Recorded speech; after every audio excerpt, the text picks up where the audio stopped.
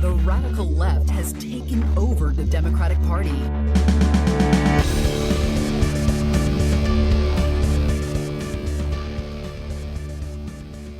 Hello and welcome to Think Progressively, covering politics and all the other chaos life has to offer. This is episode 75, recorded on Saturday, October 8th from Milwaukee. I'm Joe. And I'm Jason. And we're back! Yay! We took a small break because it was totally Jason's fault. Well, for 1 week it was my fault. No, it was all your fault. I did not go to Florida for a while. Yeah. But don't worry, we're back anyway. And on today's episode, we dive deep into all the political advertising you may have been seeing this midterm season. But first, the headlines. Up yours, woke moralists. We'll see who cancels who. So we have some older headlines we want to get caught up on first. For the past couple weeks. We've been out a little while. We understand that. We know that this is supposed to be a topical show and we screwed it up by taking a break. But I want to start off, Jason, by talking about a recent update on the Bremerton coach decision. The coach that wanted to pray on the field. The poor coach who just wanted to pray on the field by himself. And we just wanted to hear this guy get his job back, right? That was the whole point. Right, he wasn't forcing his kids, whatever, football players, to pray with him. It was completely optional. And as you know, when you're in a situation like that and someone says, oh, you can pray with us as a team, or you can stand off to the side, you godless heathen son of a bitch. You know, that's just your choice. And there's no pressure there. You won't be punished in any way for not taking part. And in fact, conservative media even said after the decision happened that they thought that the school district still wouldn't do it, that they would actually oppose the Supreme Court's decision and just say, screw it, we're not going to take you back in because you're such an evil Christian and we're not going to have any Christians on our team. The most persecuted group in America. Exactly. The white Christians. And Coach Kennedy even said that as soon as the school district says, hey, come back, I'm on the first flight there. And you know why he said he's on the first flight there, Jason? Do you remember? Because he moved to Florida. Because he's not even in the state anymore. So, guess what happened? Like literally as far away as you could possibly Basically, get. Yes. Yeah. So guess what happened, Jason? He didn't rejoin the school. Well, first before that, the school did offer. They immediately reached out to him and offered his job back. And of course, they've never heard back. A quote from the Seattle Times article that actually updated this story. The school district has been flummoxed about what's happened since. Flummoxed is a good word. It is a very good word. They complied by offering to reinstate him, they say, and now the football season is in full swing. This was now back like a month ago. Yeah, this is an old article. Pretty much over me. now. Yeah, so forgive me. But imagine it's like in the middle of the season. This is when this article came out. But Kennedy is nowhere near the sidelines. From the school district, he's had the paperwork for his reinstatement since August 8th, and we haven't gotten so much as a phone call, says Karen Beavers, a spokesperson for Bremerton Schools. And they've been reaching out repeatedly since and never heard back. And now their season's over and they haven't heard back. I want to say, Jason, do you think it was all about some sad coach who just wanted to get his job back? Oh, yeah, that's why someone paid all those legal fees. Because they really just wanted this guy to get his job back that he left on his own. And again, this is just a full circle, full swing hypocrisy here when it comes to actually, well, I mean, we covered this too, where everyone was misrepresenting the story when it was coming out and when this decision was happening. Even the New York Times misrepresented what was happening and actually framed it in such a way that this poor, sad coach was trying to get his job back and they just wouldn't do it. He was just trying to pray quietly on the side. This was an active attack planned and fueled by hardcore religious right-wing extremists and also funded, by the way, to prop this coach up and to deliberately lie to destroy what our current separation of powers in church and state was in this country. That's it. That's all it was. They knew they had a super crazy right-wing Supreme Court majority that would say yes to anything they asked for, regardless of how stupid it was. As long as it comes to Christian religious freedom. Exactly. And they hit it out of the park. That's a wrong. They even prayed with him before the court case. Yeah. They threw the Hail Mary pass. I don't know. What's a good... I mean, that's as good as you're He broke an 80-yard run. I like the Hail Mary better from the He pulled an Aaron Rodgers and pulled an Hail Mary pass. But he got a weird New Age tattoo. Started dating a hippie. So congrats, America. Your entire religious law is now broken. Lost in the first round of the playoffs. thanks to a football coach who moved across the country and fought so hard to get his job back and now absolutely refuses to comply with their response. Doesn't talk to his family anymore. Oh, I shouldn't have brought up Rodgers. Thinks eating quinoa makes him immune to COVID. Next story. We're moving on.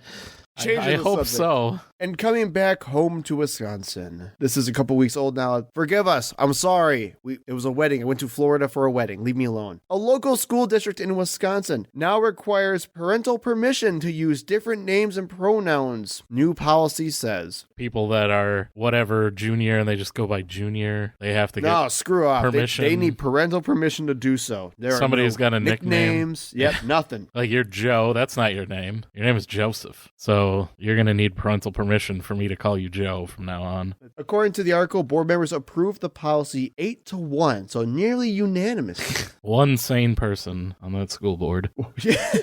Quote from the guy who did not vote for it. I get to a more practical point in saying simply that we have an imperfect but a good practice here, and to open ourselves, I believe, to almost saying, here we are, you can pick us off for a lawsuit. I don't see why we would even want to do that. I'll tell you why, Mr. Thompson, the one sane person. Because it's not about actually the kids anymore. They don't care. It's placating a bunch of crazy middle-aged people who know absolutely nothing about the school system and are super bigots about it too. Well, as we all know, they're installing litter boxes in the bathrooms because you got all these furries that are using litter boxes in schools now, and we need to do something about it. A local parent said, I find it interesting that as a dad, that I'm alerted to my kids' grades. I'm alerted if they're marked absent. I'm alerted if they're going on a field trip. I have to sign up on all that stuff. That's pretty minor stuff. If it's something big, I want to know about it, and parents have the right to know. That's why we're all asking. You don't own your kids. Oh my God. The whole point of having involvement with parents is to help the kids get better. The reason why you would actually help them get grades is because you're actually supposed to help them get better. If the whole point of having a kid's grade was going to lead them to abuse maybe at the house, I would be totally fine with not letting the parent know what the kid's grades are. And this whole thing is an attack against transgender Well, of course it is. kids, right? So if your kid is transgender, you're gonna know. It's not going to be like, oh, I only do this at school and I have everyone call me they, them at school. But then all throughout my life, the other 16, 17 hours of the day, I don't do any of that, show any signs of any kind of gender dysphoria, whatever. It's only at school. So it's something that you would know, I would hope, as a parent. Well, you want to hear about how this was actually planned out by Republicans here. So we have the Lake Country Republicans who are taking advantage of the situation to push more crazy ideology. Here's a quote from their Facebook post that they put right before the big school board meeting where the policy got passed happened. Quote, Arrowhead District parents, please read the concept policy attached. We need parents to show up and simply say, I would want to know to the board. Everyone that fought against the previous board needs to show up on Wednesday. So basically, everyone that fought to get crazy Republicans on the board, show up. Don't speak during the open meeting with the board between 6:30 and 7. Speak when the board meeting starts at 7 p.m. Basically means they want to get everybody on the record to make sure that there's as many crazies on the record as possible. These are the comments in the minutes and in record. If the board does not hear, I would want to know from parents, the motion will fail and pronouns will be the law of the land at AHS. Pronouns. Would be the law. We're not using any pronouns in this school. Nope, not at all. Names only.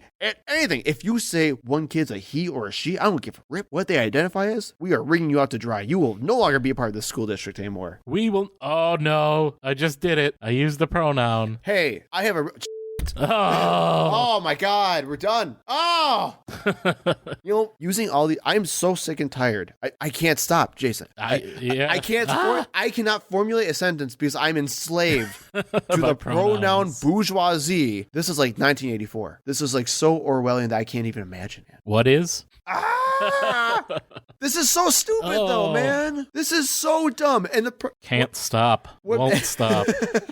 And what makes me even angrier is that it worked. It legitimately worked. And it's working constantly. So when people are saying, like us, watch out for your school boards because crazy people are taking it over. Yeah, no, it's too late. Oh, man. That was, I mean, our main topic did that last is going to be year. political advertising, but like literally this is where the Republican Party started. They started locally. Yep. And they've already infected all of these school boards and pushed the most extreme radicals on those school boards. So yeah, good luck. Your kids are living in like a nightmare hellscape at school now. And honestly, that's why you have all these teacher shortages everywhere. Yeah, I was just going to say the same thing. What they're going to work every day with these people making these rules. It's what we saw when we talked about the Muskego School Board and the decisions there.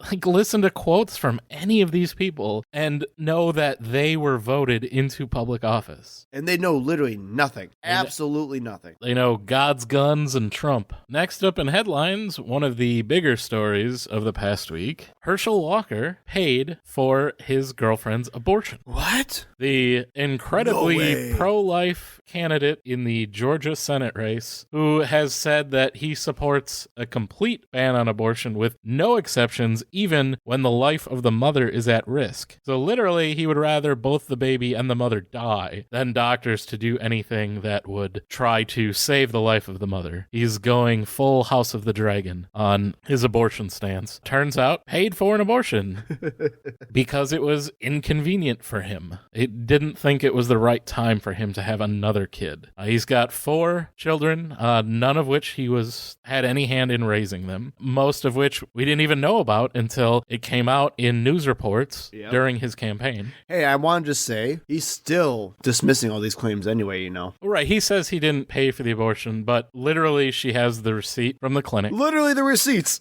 Yeah, she has the personal check that he gave her for it was a little bit over the amount of the abortion, but she just kind of ballparked it. Obviously, he was a fairly wealthy athlete. And of course, he's not going to really care about the $100 difference. And a signed get well card, which he says he sends cards to a lot of people. Oh my goodness. So, it looks like it's his signature. Although I've heard him even dispute, like, even though he says, yeah, it looks like my handwriting, but I usually don't sign things with just an H, even though, okay, if you are a former professional athlete, your signatures are worth money, right? Yep. So you can do a very easy Google search of your signature and come up with hundreds of results. And of course, you can find ones where he just signed with an H. So he might not be a liar. Honestly, not only did he have a long football career, he also had a brief MMA career. So he is a head trauma enthusiast. So he might just not remember. I don't know.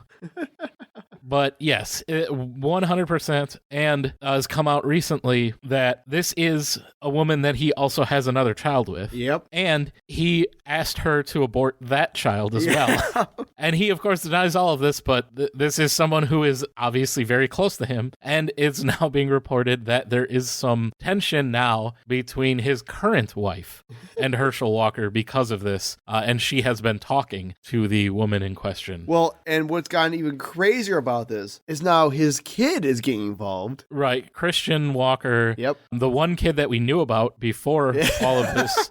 He's also a conservative TikTok Right. user. Conservative, black, young, gay. Like, that's what they want. That's hardcore Ron DeSantis fan, by the way. Not surprised. Although that might cause some tension with Trump because Trump endorsed Herschel Walker. But he basically put out a couple videos on TikTok absolutely losing it and just bashing it, his dad on it. And I have one quote from here saying, family values people. He has 4 kids from 4 different women. Wasn't in a house raising one of them. He was out having sex with other women. Do you care about family values? No. And even said that they had to move 6 times. Because he tried to kill them. Right, to get away from Herschel Walker's violence because he is a long history of domestic violence and abuse and just overall irrational violence. But again, CTE, that is what we expect to see. And honestly, just listen to Herschel Walker talk for 2 minutes. His eggs are scrambled for sure. And he, again, just continues to deny. He says it's Democrats are attacking him, even though reporters are saying, no, it's your own family. And his response is, well, you see how bad they really want to defeat me, and I'm going to win. I'm a winner. And they're like, no, your own family says they hate your guts. I see why Trump likes him so much. It really reminds me of myself. Yeah, they're only doing this, one, to try to have some sort of relationship with the father they never knew, and two, because they thought that's what they were supposed to do. You know, you have to just smile and toe the company line. And now they're seeing, because all of this is coming out, and they can't keep silent anymore. Like, it's just too much. And that's what's happening. And it's hopefully derailing his campaign. You would think, it has to. You would think it has to, but polling shows that it's really not. No, and well, so that's the big thing right now. And I was listening to a really good 538 podcast about, like, do scandals actually matter anymore? And they used Herschel Walker's. I don't. If this happened 20 years ago, your candidate would drop out. Literally. So that's exactly what they talked about. Where it's like, if it was like 10, 20 years ago, you would have had people start dismissing him, removing their endorsements or retracting their endorsements from him. You would have never seen any support after something like this would have happened, especially on the Republican side, because remember, having somebody get an abortion is not an issue. Yeah, who cares? Absolutely not. If it was a Democrat, no one cares. It's only because they made the rules on themselves and they're hurting themselves because of their crazy ideology. When a guy says a woman has no right to an abortion under any circumstances, but then literally he told his girlfriend to get an abortion because it wasn't a good time for him to have a kid, which I personally support. Yes. I mean, ultimately it's her decision. But if she looked to him for, like, okay, what do you want to do in this situation? And he said, it's not a good time for me to have another kid. I got a lot of stuff going on. And she agreed, then that's exactly what we want. That choice for everyone. But Herschel Walker is not the first Republican candidate.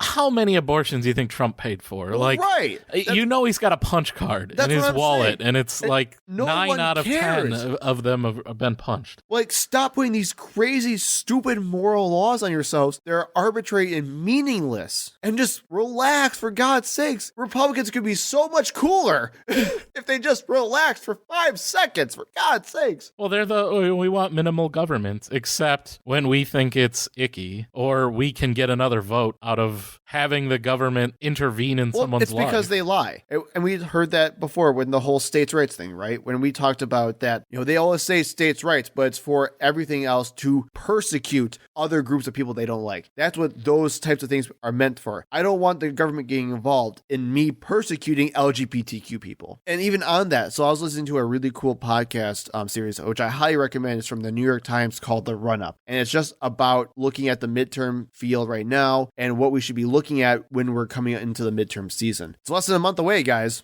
And a big part of that was talking about how the evangelical right is becoming as crazy as they are. We talked about this all the time. And he talked to the president of the Southern Baptist Coalition. And he literally said he was a hardcore anti-Trumper in 2016. Now he's a big Trump fan and like crazy conspiracy theorist in 2020. And he tries to have this big nuanced interview with this SBC president. And this guy says his 2 biggest issues of anything are literally abortion and protecting unborn life. Those are his words. And protecting traditional family values and marriage. It's literally persecuting anyone who wants to get an abortion and persecuting LGBTQ people. That is the main issues on these people's minds. That is it. They don't give a rip about any lack of government or lack of regulation. They don't care about any of that. They just want to persecute people they don't like. And who don't vote for them. That's it.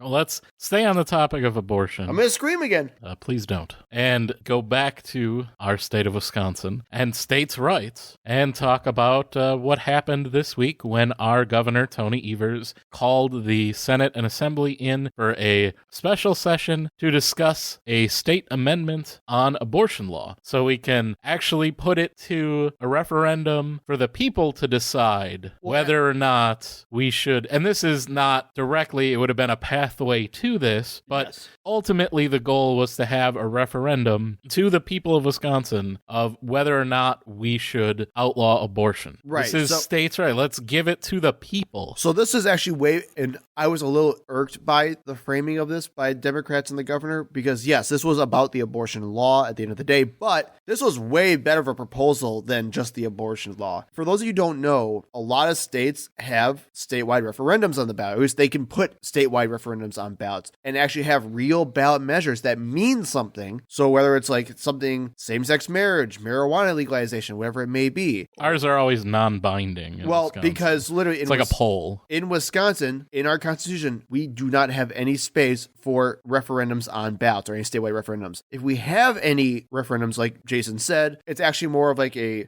research thing just to see how people view certain issues. And we've done that for so many years now, and it means literally nothing because our legislature doesn't do anything about it. The only ones who can pass laws in Wisconsin, or who can kind of get referendums passed, is the legislature themselves, which we all know are crazy Republicans who don't want to do anything. So this special session was meant to create statewide referendums for future elections, including the next one. And that would have been to put things like abortion access on the ballot, like they did with Kansas, or to legalize marijuana, protect same-sex marriage. Those could all be statewide policies implemented by the people. It's a great idea, and I wish Wisconsin had that. So what happened? Nothing at all happened. We gavelled in and gavelled out. 15 seconds in the Senate, 21 seconds in the Assembly, no discussion, no debate, nothing. And the state legislature has done nothing. They've been out of sight. They are full-time. They get paid full-time. They get benefits. It's true. And they have not been in session since March. Yep. So I want to make it very Who's clear. on welfare? I just want to make it very clear. If anyone tries to tell you that Tony Evers isn't doing anything, if anyone tries to tell you that Democrats in this state are doing nothing, you had one governor from the Democratic side say, hey, let's give more voice to the people. And the other side immediately said, nope, and we're not even going to discuss it. The sides are not the same. I'm going to keep saying that for the rest of my freaking life. He talked about legalizing marijuana. I did. That was also a big news story and our final headline. Good of the segue. day. That was a pretty dank segue, man. President Joe Biden announced an overhaul of the U.S. policy on marijuana. It's no longer dark Brandon, it is now dank Brandon. Let the new era commence of memes. And this is basically saying that the White House will look into, which I don't like that terminology, but look into marijuana being on the Schedule 1 drug list, putting it in the same category as heroin, cocaine, etc. But they will pardon all federal inmates that were convicted for simple possession. Yep. Tom Cotton immediately tweeted something like, oh, these are all violent criminals that all pled down from larger charges. With a last name like Cotton, you know he's wrong. One day we have to do an episode just on the justice system and how it screws people over. Oh, absolutely. But first off, this isn't that many people to begin with. There's not that many federal marijuana busts going on. Usually that's a state. And in fact, a lot of times with drug busts like this, the federal government will dismiss charges and let the states come in and prosecute. Well, and that's where you had President Biden even encourage state governments. Right. To And do the same that would thing. be the biggest thing. Obviously, as we just talked about in Wisconsin, our governor really doesn't have the power to do that, unfortunately. But yes, that would be the good thing if more state governors, I think marijuana is at least in some form legal in 40 states. Wisconsin, one of the very few that it remains completely illegal. Yep. Not even for medical use, but I mean, our big thing is the Tavern League here is so huge, so they don't want to compete. You know, alcohol does not want to compete with marijuana. Nope. And guess who they just endorsed, by the way? Oh yeah, they always endorse the Republican candidates because they are against legalizing, and that's the reason why. But he did say that in pardoning those, I think it's like 6,000 or 6,500 federal prisoners that would receive a pardon under this, which is wonderful. wonderful. It's not, the millions of people that are probably at least hundreds of thousands of people that are in jail for marijuana possession, but at least it's a start. The biggest impact is in Washington, D.C., because they would fall underneath this as well. But yes, this is something that we talked about, I believe, in the Did Slavery End with the 13th Amendment episodes, that this is something that I wanted, that we need to decriminalize marijuana. We need to release anyone that was convicted for marijuana possession. Records. Yes, and expunge the records so that they do not have any obstacles in finding a job or housing, etc. Absolutely. And that would go a long way to repairing some of the damage that was done in the war on drugs. And as you should hopefully know, something that mostly targets lower income areas, and of course that specifically impacts minorities more than us crackers. So it is a very good thing. It, of course, comes right before the midterms. I'm sure that was calculated. Joe Biden does not have a good record on marijuana legalization. I'm glad that he did this. He has talked about trying to lessen the impact of marijuana convictions. I think that was a campaign promise that he would. I mean, I'd also argue, so that obviously the timing of this wasn't coincidental. Right. He is intentionally trying to give Democrats a boost in the midterms. But like we talked about with student aid, policy is policy. Yeah. It doesn't matter when it was enacted. Right. I mean, I would definitely argue, I'm sure you would too, wish it was done sooner. Mm-hmm. If he started doing all of this right when he got into office, he would have been one of the more popular presidents, which would have pushed the Republicans to maybe change their positions like early on and would have helped push through more policy right away. Like when they first did the American Rescue Plan, his approval rating was sky high. Yep. And had he just kept ramming like popular legislation after popular, they know these are the popular things. That's why they're doing them now. Yes. Had they done that right at the beginning, he could have just rode this wave and made the Republicans go on the defensive. Yes, but here's my cynical take to it, though. I completely agree at the same time, but you keep forgetting how stupid Americans are. We talked about the Herschel Walker thing with the whole, scandal, would that actually affect him or not? That just happened. Like, that happened like a couple weeks ago, right? People are talking already about how that's not going to do anything because that's not close enough to the election. That they're already going to forget and forgive, and things are going to kind of go back to normal once November hits. That's a month away, and that's a big deal for someone like him. And it really does suck. And again, this is why he does this, right? He intentionally waited to do it so he can stick it in people's minds right before an election, because he also knew, unfortunately, that if you put everything right away, you would lose all your good news within the first 100 days. And then come time for the midterms, you have nothing to have people care about you because they can't remember anything. Most Americans don't even remember that the American Rescue Plan even happened. They got checks, so they don't even remember. They don't care anymore. But I think a lot of the support that Biden lost, he didn't lose like the hardcore Republicans. No. He lost the independents, the centrists, and honestly the kids, the younger kids that wanted to see something happen. They wanted action. And, right. And that's where we lost it too, right? Right. We were criticizing because I was never really a Biden fan. No. But, I mean, because I knew what to expect going in. But had he done this stuff earlier, you would have energized that base and kept them on his side much longer. Correct. Well, and that's exactly what happened with us as well, because as he was rolling out progressive things at the time when he first got into office, we were actually fairly impressed with what he was doing. And we were very excited about it, very happy with it. And then it just stopped. And we were making, and then it was for more, and then nothing. All of his speeches were about trying to reach across the aisle, trying to get Republican support for things. And that's not going to work. No. And the thing is, like, this is literally being viewed as, Joe Biden just legalized marijuana in the United States. So honestly, he could have just done that, and you're going to get viewed the same way by the Republican media. So just do it. It's the same thing with student loan debt. They're still like, oh, it's going to cost us all this money because we owe all this money to ourselves, which is just stupid. Well, and he should have just gotten rid of it all. Because it wouldn't have been, the attacks are not going to get more extreme. They act like he murdered members of their family. He's already anyway. a socialist. Right. So who cares? Just actually do the most good that you possibly can. They're not going to care that you only did a half measure and you could have gone further, but you showed restraint. They don't care. They freak out when somebody plays an old crusty flute.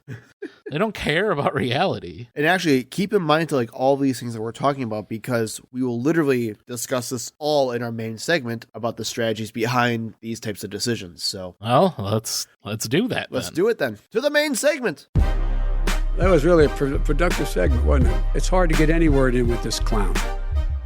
In an attempt to further justify the money that Joe is paying for his college education, our main topic of today is going to be political advertising. It is. So I will let you take it away. You are obviously the expert on this topic. Educate us all. I am so far from an expert, but I appreciate the company nonetheless. So yes, one of my specialties is communication and political advertising. I learn all about the ways that let's look at it like this. We are in peak midterm season. You are getting bombarded with mailers. Jason just put a stack of mailers he got from this from the last week. Yeah, from Tim Michael's campaign. There's one with Mandela Barnes caught in a mousetrap. There's a Planned Parenthood one saying that they're for Tony Evers. I have ones from the American Nurses Association going for Barnes. You have all these different mailers. You have commercials that you're seeing nonstop, and you get so sick of them and you hate it. And we are officially in the beauty of campaign season. Text messages constantly. Yes, we're not going to talk about text messages, so ignore that. So I wanted to break down how these ads are decided, how they're made, and most importantly, how they impact you. A lot of you guys are sick of them, of course, because that's how everyone views them. That doesn't mean they don't work, though. And a lot of money is spent to subtly influence you in ways that you may not even realize it. So let's dive into this. Before we get into actual political advertising, we need to talk about campaign budgeting very quickly. When it comes to campaign budgeting, we go by what's called the 2/3 rule. Some people go by the 3/4 rule. It's the same exact thing. But basically, it means when you create your budget, if you're running for office, no matter what level you're at, you follow the 2/3 rule, which is all of your administration and overhead fees all go down to 1/3, and the other 2/3 goes into what we call direct voter contact. That means commercials, mailers, texting campaigns, whatever it may be, all are meant to persuade you. So when you think about it, the vast majority of people's budgets are meant to get you to vote for them. Makes sense, right? Now, unfortunately, we talked about in the Citizens United episode that campaigns actually don't do much anymore because they can't raise the money like they used to. However, PACs have completely changed how spending works. And I have the best example of how it works in Wisconsin. Did you take a look at this table, Jason?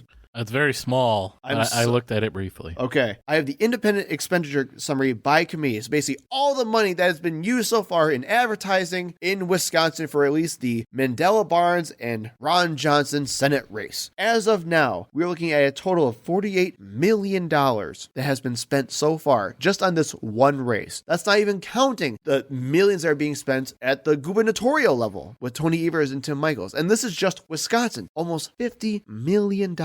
Some of those main PACs are the Senate Leadership Fund, which is the Republican Senate Majority PAC. You have the Wisconsin Truth PAC, which is also opposed to Barnes, and it's basically filmed by two people, one of those which are the U'Lines. Yep. Those billionaires from Wisconsin. Those U'Lines and the U'Line Company are just crazy conservative rich who poured at least $10 million into this one race alone. And the Senate Majority PAC, which is the Senate Democrat side. And they're pouring millions and millions and millions of dollars into these ads just to persuade people like you to get votes for them. Now, technically, it's actually not you at all, because if you're listening to this thing, you're probably already off their list because you're not persuadable by any means. But most of the people aren't you and aren't crazy. So we're going to talk about how these people actually get persuaded by these ads. When designing these ads, there are three main objectives. That is agenda setting, priming, and framing. Have you heard of any of these things? Nope. Cool. All right. So let's start with agenda setting. This one's actually pretty simple. It basically means that you get the public to talk about the issues you care about. So basically, whatever commercial or mailer that is on TV or in your mailbox is trying to say, that's what they're trying to get you to talk about with your neighbors and family and friends. It's the issues that they care about and what they want you to care about as well. There's actually a really cool survey that's been done by Gallup, which is called the Most Important Problem, or the MIP. And they have been tracking fighting the most important problem for decades. And it's actually quite fascinating to see what issues are concerned for people versus what's not concerning for people. And obviously, you can see how in 2020... Hunter Biden's laptop. Yeah.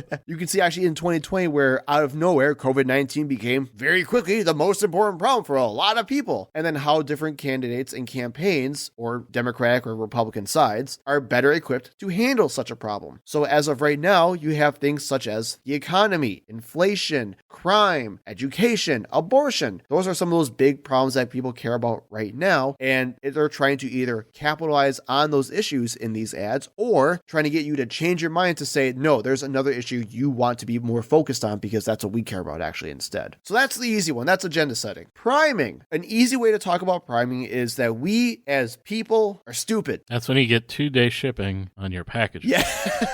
And we do it on a special day. It's called Priming Day. Mm-hmm. No, I'm kidding. We as people are very stupid by nature. And I mean all of us. Me, you, everybody. And I don't mean that's a bad thing. That's just how we naturally are. We physically cannot process and retain all the information we ever come across with. Have you ever tried to read an entire book and remember the whole thing, Jason? It's insane. I forgot what you just said. Beautiful. That's exactly what I'm talking about. So instead, we used shortcuts or mental shortcuts or heuristics to make remembering things easier. One of those things is actually associations. We evaluate things based on the associations connected to those things. So for example, different things trigger different memories and feelings, which we then use as a lens to think about whatever is in front of us. Colors, lighting, sounds are all ways that affect how we think about certain information. So say for example, you may have seen lots of, I don't know, plane crashes on TV or something like that. You may actually develop an associated fear of flying, and you may be then more hesitant or more anxious when you're flying, even though you may know they're actually safe. That is just a subconscious thing we will naturally do. We will consciously and subconsciously associate things to create the world around us. And one of the biggest ways of associations that happen is based on groups of people. So for example, if you have certain feelings about a particular group of people, say minority people, Black people, Latino people, whatever that may be, your evaluation of that group will then affect everything else that is tied to that particular group of people. There's a history of every time the government wanted to make a drug illegal, they would always have to associate that drug with a minority group. That's a good example. Like opium, yes. That's all the Chinese and their opium dens. And marijuana was the African American community, reefer madness, that sort of thing. Where if you associate the drug with this group, then you're immediately opposed to it. Another good example also is actually the HIV and AIDS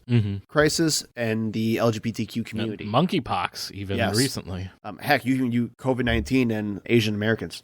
That's another, I shouldn't say Asian Americans, it's just Asian people because it's worldwide, and everyone Asian worldwide had racial issues because of that, unfortunately. And that's what we get into what's called racial priming theory. And it's the same idea of priming where you use subtle and sometimes not so subtle racial cues to affect evaluations of candidates because of their associations. And we'll get into more examples of that in a little bit, but I just kind of want to talk about these three objectives first. And then finally, we have framing. Now, you may have heard the term political spin. I had to get a picture framed for my dad once. Was that the same thing? You take the political ad to the store at the mall. Yes. And you got to pick out a mat and then the type of wood that you want. Yep. Okay. That's why mailers are so expensive, actually. It's because you have to frame every single one of these. It makes mailing very difficult. Pretty expensive. Yeah. But you may have heard the term political spin. And basically, framing is just presenting information about an issue that allows viewers to see your candidate in the most positive light. So whenever it may come down to like a certain issue, you want to say things in a particular way that makes sense to you and your viewers, and then also make your opponents look as worse as possible. And you may nitpick or cherry pick, you may have heard those terms as well before, about things of certain issues to make yourself look better versus your opponent. Now, how do campaigns and PACs actually accomplish these goals? I have a couple of examples for you. For agenda setting, obviously whatever the ad is talking about is what they want you to talk about. That's what we talked about before. For this midterm, you hear an enormous amount of advertising. I mean, we even have it in all these freaking mailers you have here. Republicans are focusing heavily on crime. Be afraid. Literally. Be very afraid. They're coming for you. And that's something that we weren't actually planning to have to talk about this midterm season. Everyone was expecting, even the Republicans were expecting to talk about the economy and inflation. But gas prices came down. Yeah. For now. But as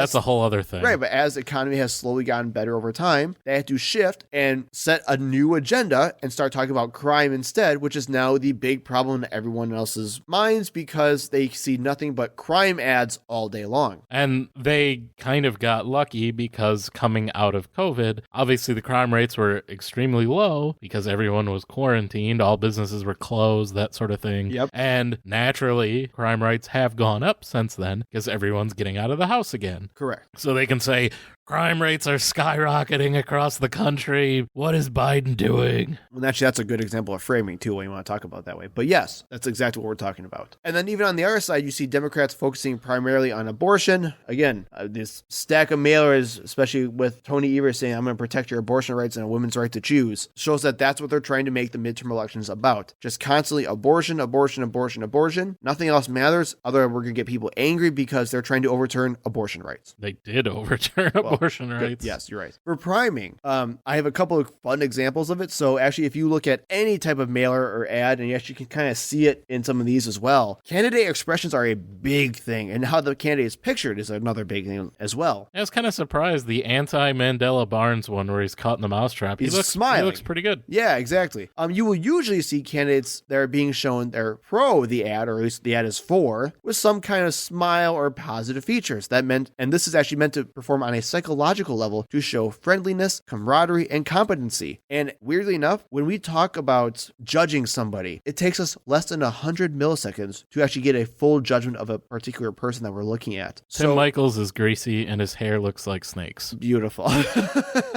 He looks like a Medusa. So basically, showing your candidate as nice and friendly and warm as possible is a big deal because when people don't know about the issues, that's all they're going to view it as. Ron Johnson looks like a Republican Senate candidate. Really does. He does. He's the template. And candidates in attackers are typically shown with either frowns, serious faces, or with their heads down. And this is meant to show some kind of vilification, embarrassment, or shame that because they did something wrong. So like that Ron DeSantis, Joe Biden picture that everyone's talking about? Sure, we can talk about that. Another one of my favorites is if you look at any picture of Joe Biden on Fox News ever, it's always him with like a very head down, embarrassed look to him. And that's always picked on purpose. It's absolutely amazing. I love watching Fox News to see what they actually try to come up with because it's the best ever. So pay attention to those. One of my other favorites is also color and lighting. You will also always see the opposing candidate being shown in either darker colors or lighting. Specifically if they're a minority candidate. Yeah, exactly. Or in just completely black and white. And that's because on a neurological level, our eyes are naturally drawn to vibrant colors to create a warmth, also creating more positive attitudes innate within us. That also kind of helps create that whole like 100 millisecond judgment that happens within us. If you see someone that's like black and white, it looks very cold, distant, dark, and scary, and you don't want anything to do with it, even though you may know who that person is. It just looks weird and scary. When I think of Ron Johnson, I do kind of think of Bozo the Clown. Okay. He's very colorful, but I don't know if that's positive. You don't trust him, though. Very John Wayne Gacy-ish, right? That's what you're saying? I wouldn't have him at my birthday party. Okay. There's also some other weird things as well, and we'll kind of get into more specific attacks of racial priming, and it's not necessarily racial priming, but you did see a lot of stuff with John Ossoff and David Perdue in the last election, where they intentionally made his nose bigger to make it more Jewish. Yeah. It happens all the time, and it's very sick and disgusting. You do definitely see it with the Mandela Barnes ads. Oh yeah, 100%. Yeah. They intentionally darken the cars to make him look blacker and try to associate him with violence and a lot of the shootings that happen in the city and things like that. Well, I mean, heck, since we're talking about it, why don't we just jump into that then? Sure. So there's been a lot of buzz over the recent attack ads on Mandela Barnes. Now, all this falls under the framing principle of psychology and advertising. There is one particular ad that I actually linked in the show notes. It's a very good ad from a conservative think tank called Waukesha, and it uses the tragedy of the Waukesha Holiday Parade, argues that the man who committed the crime was freed on cash bail. Then it shows close-ups of the guy during his trial, and of course, he's a black man himself. Then the ad accuses Barnes of being extremely soft on crime and saying that his policies would lead to more things like this in the future. That is a very typical associative priming ad. You put a bunch of very scary imagery in front of somebody and say that it's this guy's fault. Even though we'll ignore that the states that have gotten rid of cash bail have not had had No. those sorts of problems. But that's what the ad is meant to do. We could have definitely been able to figure out that someone who was on trial for domestic violence charges would murder a dozen people. Correct. Like, that's obviously, we should have never let him out of jail. Only the rich should be allowed to be home with their families while they're awaiting trial. Innocent until proven guilty, right? That's like one of the things in America.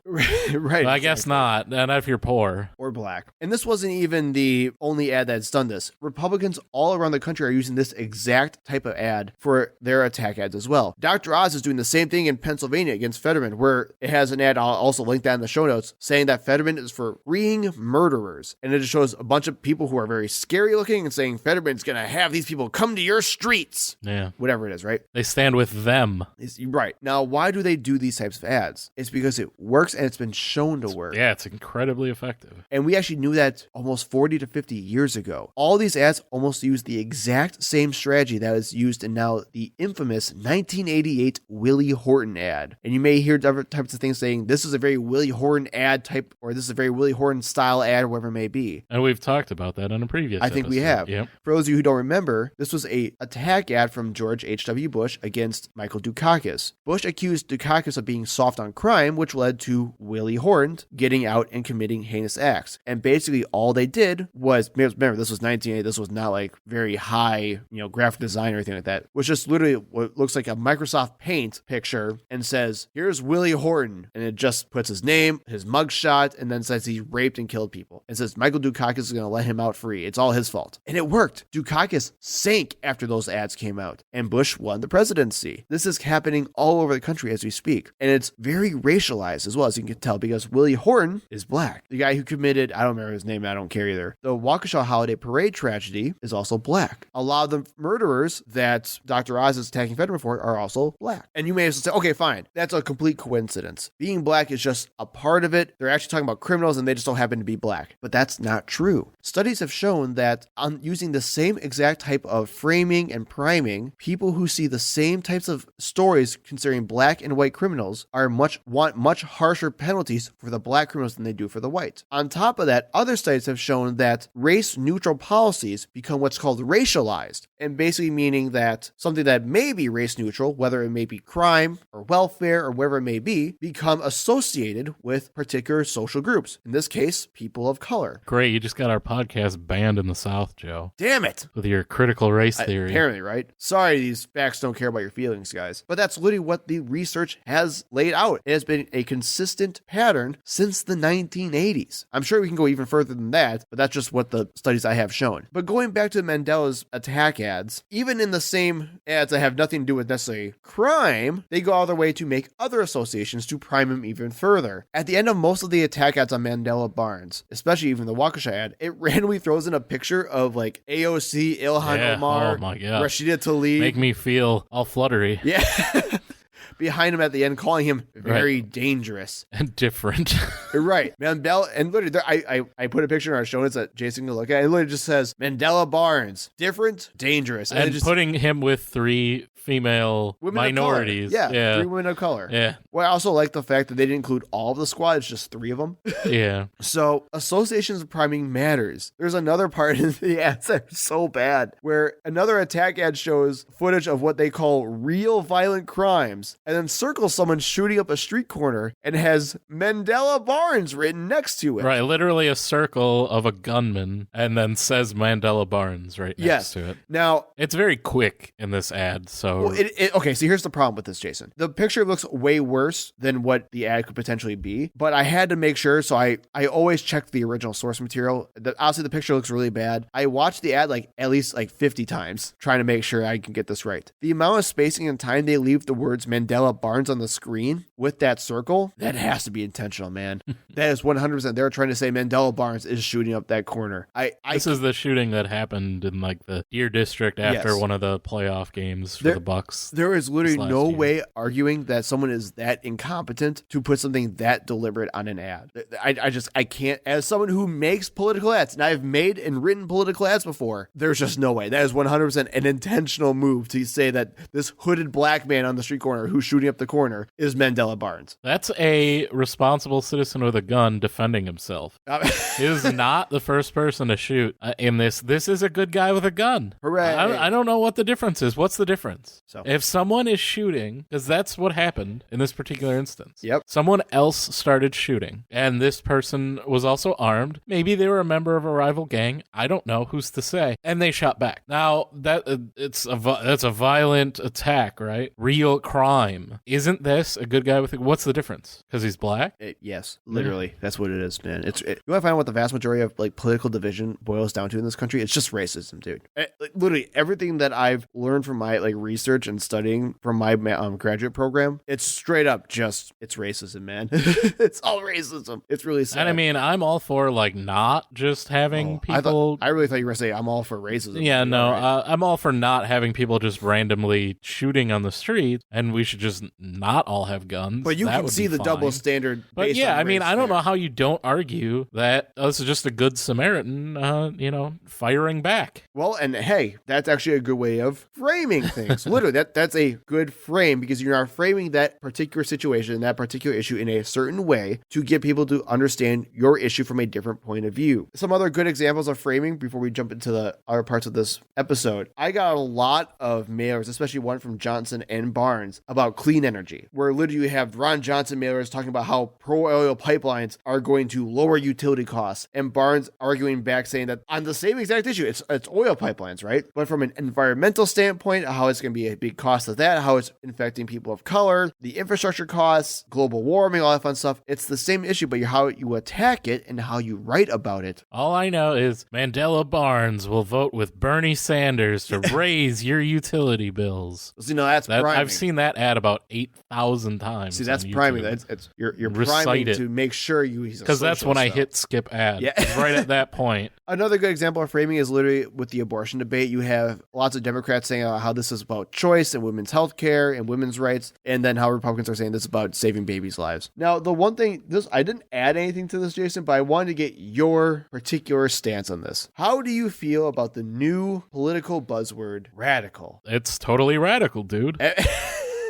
Everyone's a radical today because whether you're a Democrat or a Republican, everyone's a radical. Tony Evers, radical. Tim Michaels, radical. Mandela Barnes, radical. Everyone's a radical today. And now don't get me wrong, this started with the Republican side. We saw this during the Trump campaign where every single Democrat is a radical liberal. And actually, we have the one of those ads in our theme song. Right, the radical left is taking over the Democratic Party. Quite literally. I'm so sick of the freaking word radical, dude.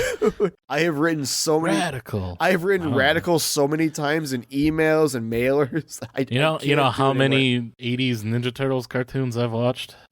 I'm comfortable with the word radical. But, and again, so if it makes you guys feel better, like, ooh, this is sowing division, this is so hateful. Political junkies who have to do this for a living too also absolutely hate it. So why do we do it? It's because it works. You know subconsciously that radical is a bad thing. Well, everybody wants to think that they're a centrist, that they're unbiased, and that people that don't agree with them are just extremists. We get that all the time from our listener that we used to know. His criticisms are always that we're so extreme. Meanwhile, he's on the all the way on the other side, and is from our viewpoint just as extreme. Oh, right, exactly. It's all about viewing yourself as normal while viewing everyone else as in like these crazy. Right, but he would think of himself as reasonable, rational. Oh yeah, and I believe that's actually like in his Twitter. Unless he got that account banned as well, but I think it was in there like rational. I'm sure it is. I mean, and at the end of the day, that's just a myth.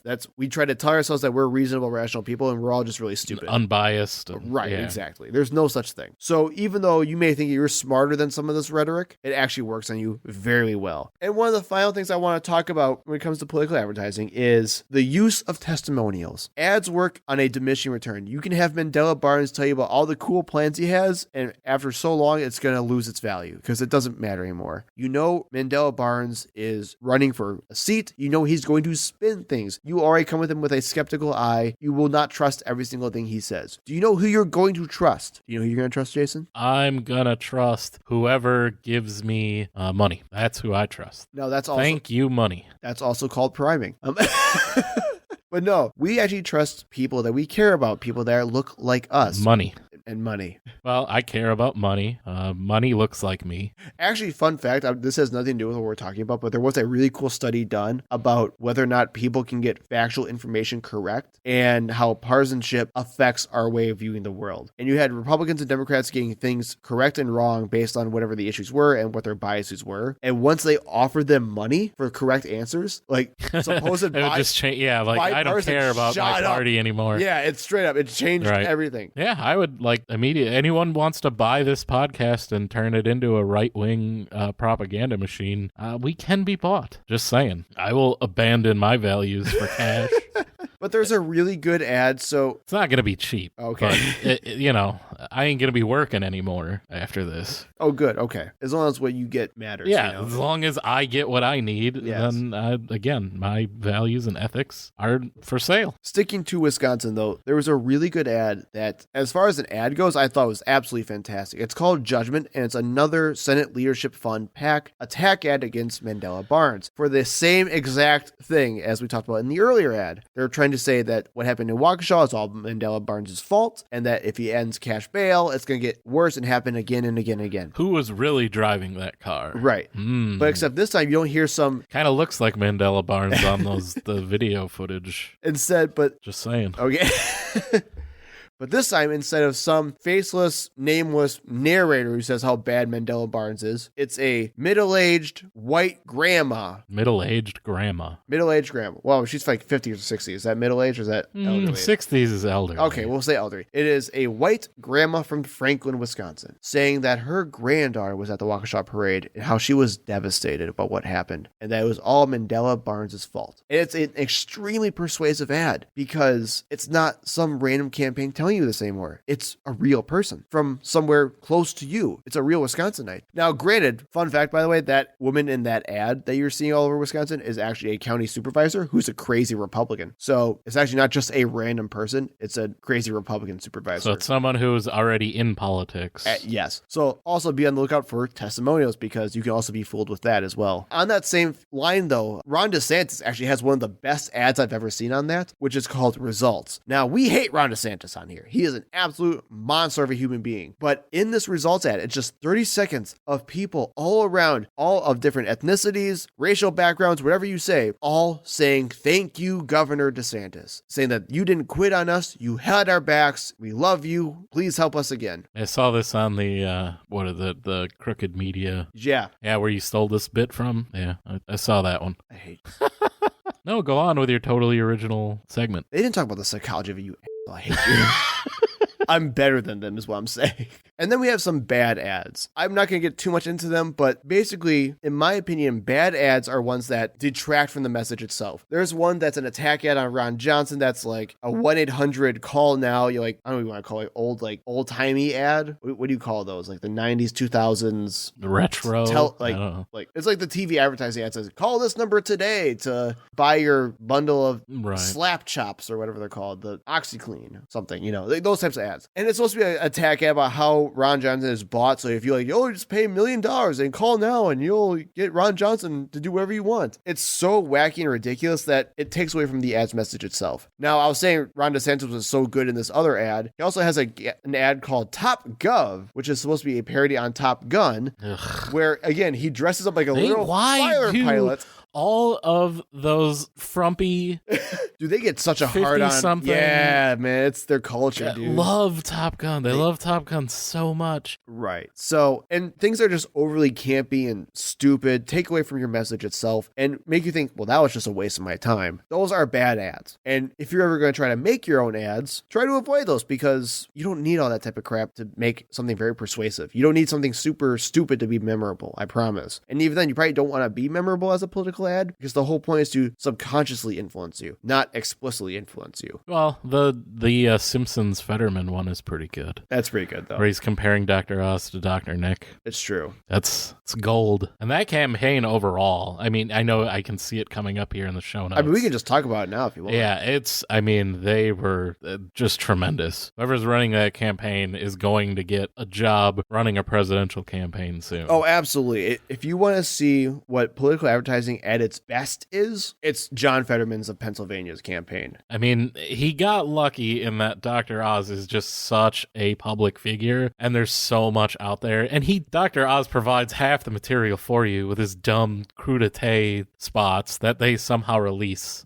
His people that work for him hate him. I think that's pretty clear, because otherwise there's no reason that you would actually release that ad where he just looks like an idiot. But yeah, I don't know if it is like, it's a combination of they're doing things very well on their end. They had a lot of time where John Fetterman was recovering from a stroke. It was off the campaign trail. Right. So they had to kind of just make do with their advertising as their main message, but they really were just amazing at it. And they put Dr. Oz on the defensive the entire time. He constantly had to answer for, oh, what about this ad that, you do this in? Oh, what about this ad where they say this about you? What about this? And he was just always on the defensive constantly. And then you even had people like Mitch McConnell attacking him as being a bad candidate. Yep. Well, and there's kind of like a rule of thumb where in political advertising, your ad or campaign is being successful if it's getting picked up by the media. And I have not seen a more picked up campaign than John Fetterman's campaign this year. Everything is going viral.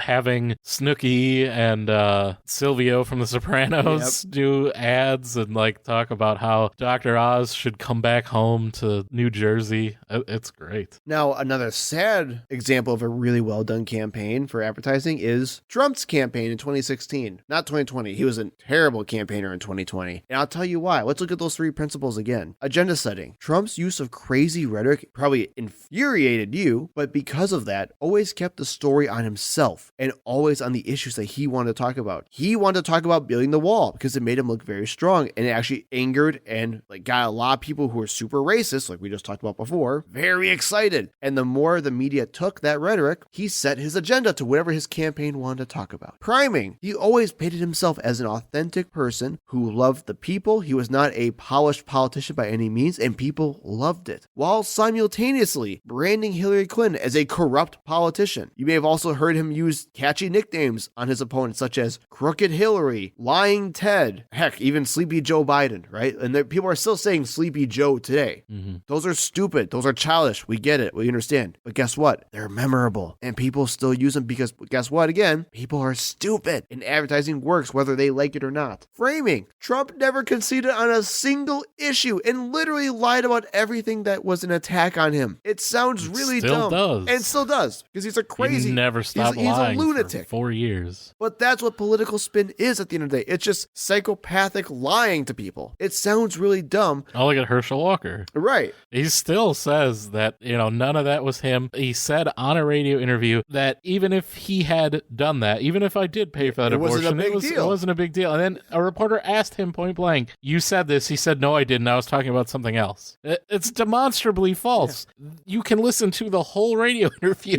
Yep. That is the only thing they're talking about. It's because people don't pay attention, and if you just deny things long enough, they're not going to care. Or they'll just say whatever proof that you have is all fake. Yeah, quite literally. Truth is all subjective. Everything is among us. That's a reference for all the young ones out there. Very sus. Yeah, man. You sussy baka. And then I just want to end. I like the pause there. You're didn't even want to engage with it. I really didn't. I really didn't. I'll try to move on. Then we have ads that are just so stupid. I can only just tell you what they are, and I'll link them in the show notes for you. If Jason's very nice, he'll maybe even let you listen to one of the ads at the end. If we don't get copyright strikes. Yeah, I don't think they do that just in a podcast, though. I think we're good. I mean, these are also political ads, too. Yeah. Whatever. Anyway, my first one is from 2018, and of course, it's a Ron DeSantis ad. We're going to go the trifecta with Ron DeSantis, where he released an ad literally showing him indoctrinating his child into Trumpism. And when we learned anything from associations and priming yourself, you don't want to associate yourself with one of the craziest people alive. Well, especially it's probably the person you're going to be running against for president. Exactly. And my favorite. Have you seen this ad, Jason? I'll say no, but I bet I have. Oh, the one where she raps. I refused. Come on.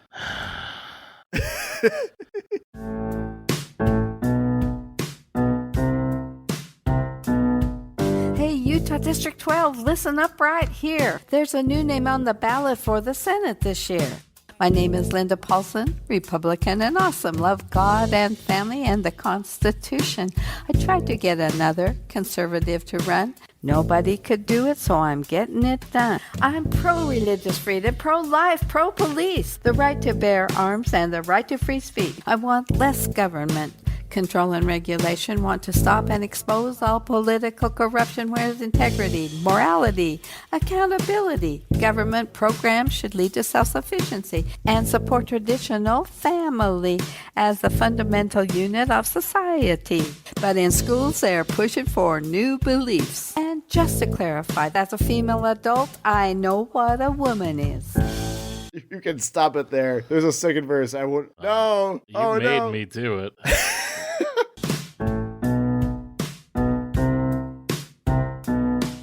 I love this country. It's a blessing to be free, but freedom comes with responsibility. The Constitution needs to be protected, not changed or disregarded, but resurrected. If you share my values, if you like what I stand for, then give me your vote on the 8th of November. District 12 needs a choice. Let me be your voice. Linda Paulson. Linda Paulson for Senate. My life is now complete. Well, I'll put that one okay, so everyone can listen to it. Yeah, that one's 100% worth it. Okay, this lady has no flow. No. Okay, it's terrible. The rhyming scheme is all messed up. She gives up at the end. It's the best, man. I mean, isn't Kanye West a Republican? He could have probably helped her out a little bit. I don't know. With some of those verses. And that, of course, is Linda Paulson, who is running for a Utah State Senate. Yeah, I had seen that one that was going around. It made its rounds about like a couple weeks ago. Yeah, I knew what to expect. None of that surprised me. Although she did say something about wanting to resurrect the founding fathers. That's necromancy. I don't think that is a conservative value. Pretty sure the Bible is against that. But it's exactly what I expected, which is why I did not listen to it until now. Hey, as a female candidate, she knows what a woman is, man. Yeah.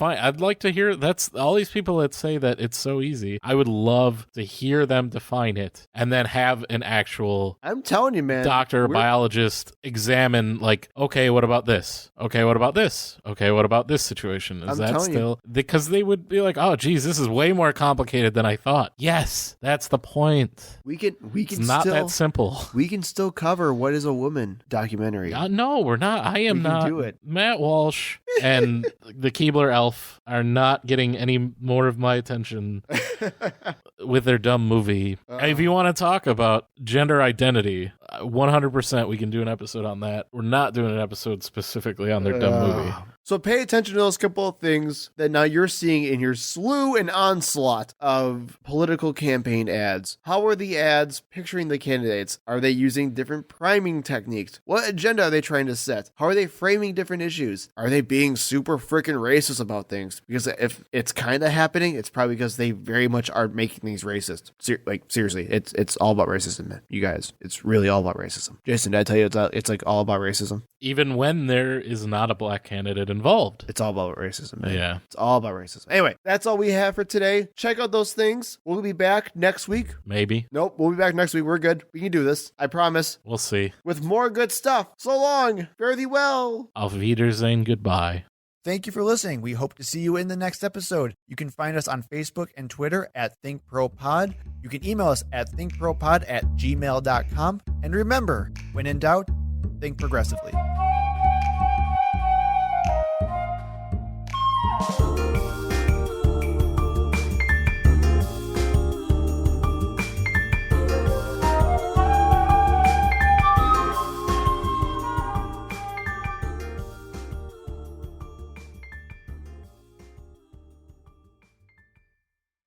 Can we talk about Aaron Rodgers' hairstyle for a quick second? What is happening? Well, it's been like, I don't care personally, but yeah, it's greasy. It is the scariest, most like pedophile looking haircut I've ever seen in my entire life. And it's intentional. Like, I'm sorry, this sounds a little bit weird, but like back when he had his like former crew cut and he had like the nice beard he used to be such a nice, clean cut young man. He looked pretty attractive as like a good quarterback. He looked like a quarterback. He looked like an attractive just like quarterback. Johnny Unitas. I'm the older one here in this show. Joe sounds like my wife's 80-year-old aunt right now. I don't know what's going on with his hair.